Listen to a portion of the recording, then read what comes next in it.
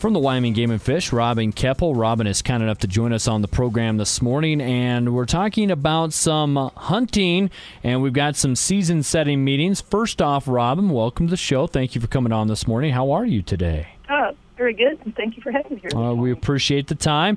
Now, let's start first off a little bit about what are the season-setting meetings when it comes to hunting? What are these all about?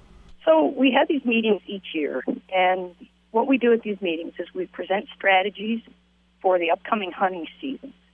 And we base these on harvest success from last year, on how many animals we've counted on the ground, how the habitat conditions look, and then other factors, too, such as hunter satisfaction and landowner satisfaction with the size of the herds on the ground. So we look at all these factors and then hold these meetings to get input from the public, and we'll throw some proposals at them. Here's what we're looking at for this particular herd, and they can review the proposals, come to the meetings, hear what we're doing and why we're doing it.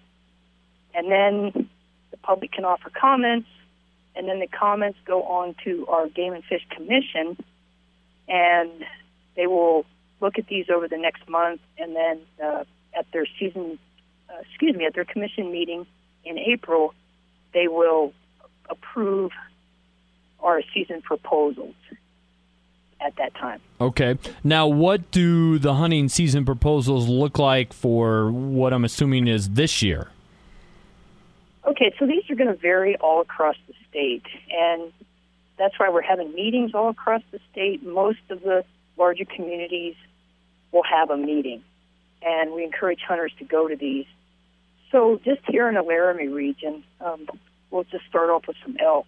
Over in the Snowy Range, and that would be elk areas 9, 10, 12, and 110, we're proposing some changes in these areas, basically on dates and hunting structure to make things more uniform and less confusing for hunters. There's no major changes in the number of licenses or anything like that, but basically just lining up the dates and getting them more uniform so it's less confusing for hunters. Another thing we are proposing for elk is in Hunt Area 11. We're proposing a Type 9 archery-only license that would provide 50 licenses. And this has been requested by the public at a lot of our previous public meetings. There's a lot of interest in archery hunting. And so we're going to propose this. We want to hear from hunters what they think about this proposal. The season dates are run the entire month of September. It's limited quota, and again, it's 50 licenses for archery only. So that's something new that if an archery hunter is interested, they probably might want to consider attending the meeting and hearing a little more about it and giving us their thoughts on that. Now, what antelope about? I'm sorry. Go ahead. No, I was going to say, what about the deer or the antelope as well? Sure, antelope. One of the herds that we're looking at for antelope is the Shirley Basin herd, and unfortunately, this population is under objective. So we have about 34,000 pronghorn in this herd, and the objective for the herd is 45,000.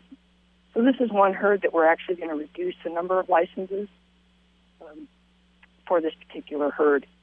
We did see an increase in the number of fawns in this herd over the last year. A lot of that was due to the really good timed moisture that we had last spring, the snow and the rain. But it does take several years for a herd to grow. Even after we've had one good year, we need several good years on top of each other before that population is back up where we'd like to see it. So until then, there's just going to be fewer licenses in that area. Okay. And another hunt area for antelope, area 34, this is up near the Wheatland area, and there's actually going to be an increase in licenses there in the doe fawn licenses because this herd is above objective. So there's a little bit of balance there. For deer, we're proposing to combine some hunt areas in the southeast part of the state, and this is really to help address confusion and help simplify our regulations. So Hunt Area 62 and 63 are going to be combined into Hunt Area 59, and areas 64 and 73 will be combined. And again, this is just to simplify regulations, but we really do encourage hunters to be sure, if this is all approved at the April Commission meeting, hunters need to be certain that they read the regulations because some things may be changing this fall. Okay. Well, we're visiting with Robin Kepple from the Wyoming Game and Fish. When is the meeting coming up for Laramie? That probably is the next biggest question for people who might be listening. They're like, you're talking about these meetings coming up. So when should these hunters attend, to find out the specific information?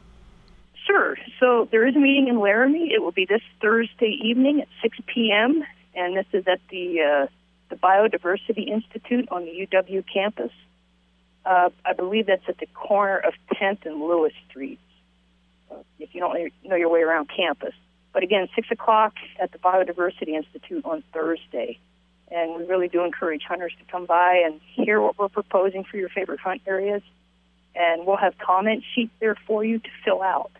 If you agree with what we're proposing or whether you disagree, please fill out a comment form, and we will make sure the commission sees those. And the commission has been known to make changes based on public input. So, yes, your comments do matter.